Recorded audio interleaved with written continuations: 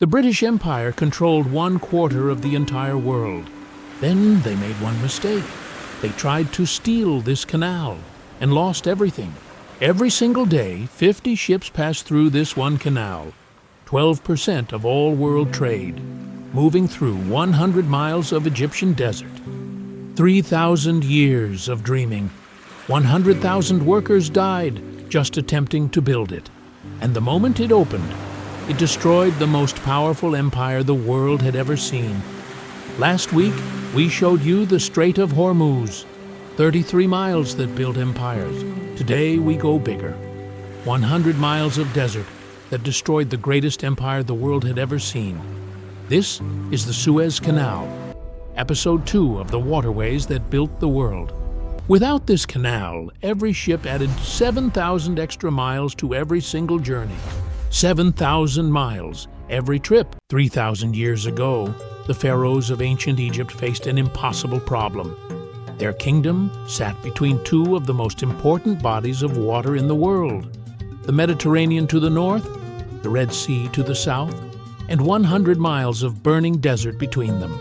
Pharaoh Necho II was the first to attempt the impossible. In 600 BC, he ordered workers to begin digging a canal connecting the Nile to the Red Sea. According to ancient records, 100,000 men died trying. He abandoned the project, but the dream never died. These were not just workers. These were fathers, brothers, sons, dying in brutal desert heat for a dream their pharaoh would never complete. History remembers the canal. It forgets the men. In 500 BC, Darius, the Great of Persia, he completed what Necho had abandoned. Ancient records describe Persian ships sailing from the Red Sea to the Mediterranean for the very first time. Darius carved his achievement, "I commanded this canal be dug." We are victorious! The Red Sea is open to the empire! 2,000 years passed. Empires rose and fell. The ancient canal disappeared under desert sand. Then, in 1798, Napoleon invaded Egypt, and his engineers discovered something extraordinary. A canal here was not just possible, it was essential. Napoleon wanted to build it immediately, but a calculation error stopped him. His engineers wrongly calculated the Mediterranean was 30 feet higher than the Red Sea. They feared it would flood Egypt. They were completely wrong. But Napoleon never came back to find out. The dream waited 50 more years. In 1854, one man changed everything. Ferdinand de Lesseps, French diplomat, visionary, and possibly the most determined man in history. He had spent years convincing Egypt, France, and Europe that this canal could be built. 1859, the first shovel struck Egyptian sand, one of the greatest engineering achievements in human history. 1.5 million workers, 10 years of construction, all in brutal desert heat. Steam-powered dredgers working beside thousands of laborers, digging through scorching desert for 10 years.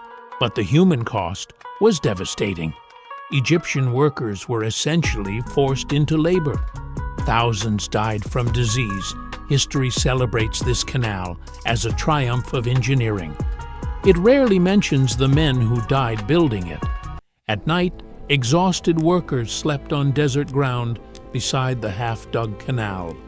No proper shelter, no clean water, no medical care, just the desert. 1869, Mediterranean waters rushed into the freshly dug canal for the very first time. The dream of 3,000 years complete in one morning. The moment it opened, the world changed overnight, and one empire saw exactly what this meant. Britain. They had to have it, whatever the cost. The British Empire controlled 1/4 of the entire world. India was its crown jewel, and the Suez Canal was the fastest route to India. For Britain, this was not just a canal, it was a lifeline, and they wanted to own it. British warships began sailing through the canal immediately after it opened, as if they already owned it. Soon they would. Within years, Britain made their ownership very clear. Their flag flew at every canal entrance, Egypt's most valuable asset, now flying British colors. In 1875, Egypt was broke. The ruler of Egypt desperately needed money and offered his Suez Canal shares for sale. Britain owned it. For 87 years, Britain controlled Egypt's most precious asset. Then, in 1956, everything changed. Egyptian President Jamal Abdul Naser was taking back the Suez Canal. Every single share back to Egypt. The crowd went absolutely wild.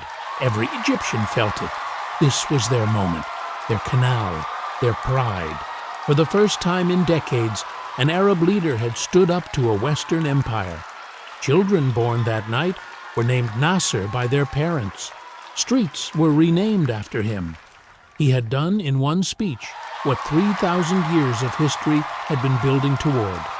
Britain and France were furious. They called it theft. Egypt called it justice. The world held its breath, waiting to see what Britain would do next. Britain, France, and Israel launched a military attack on Egypt within weeks. But something completely unexpected happened. Both America and the Soviet Union told Britain to stop immediately. For the first time in history, the mighty British Empire was forced to back down by international pressure. Today, the Suez Canal handles 12% of all global trade. Over 50 ships pass through every single day. The same route Pharaoh Necho attempted 3,000 years ago. The same desert Napoleon surveyed.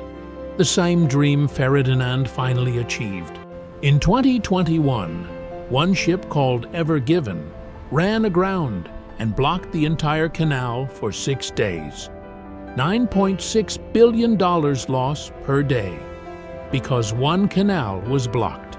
One canal that built empires, destroyed empires, and still moves the world. The Suez Canal. Subscribe